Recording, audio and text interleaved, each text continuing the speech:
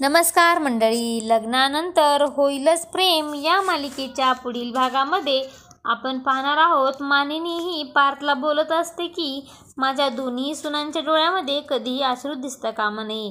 जर अश्रू दिसलेच तर ते फक्त आनंद अश्रू असावे. आणि तेव्हा पार्थ देखील होकार देतो. त्यानंतर आपण पाहतो अतिशय उत्साहामध्ये गणपती बाप्पाला घेऊन सर्वजण घरामध्ये येतात. नंदिनी ही सर्वांना गणपतीची आरती झाल्यानंतर आरती देत असते. आणि त्याच वेळेस त्या ठिकाणी जेव्हा जीवा हा आरती घेत असतो आणि त्याच वेळेस आपण पाहतो एक व्यक्ती देखील त्या ठिकाणी येतो.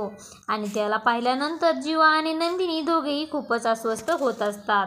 तर तिकडे आपण पाहतो काव्य आणि पार्थ देखील पूजा करत असतात. व त्या ठिकाणी एक महिला येते आणि ती बोलते, पार्थ दादा, तुम्हाला भेटण्यासाठी कोणीतरी एक महिला आली आहे. त्यावेळेस आपण पाहतो पार्थ देखील आश्चर्यचकित होऊन त्या महिलेकडे पाहू लागतो आणि बोलतो, पार्थ, तू माझी ओळख करून देणार नाहीस की मग मी स्वतःच माझी ओळख करून देऊ.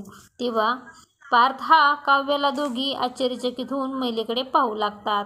आता पुढे येणाऱ्या भागामध्ये घरामध्ये आलेली ती महिला आणि पुरुष नक्की कोण आहेत हे पाहणे खूपच रंजक ठरणार आहे.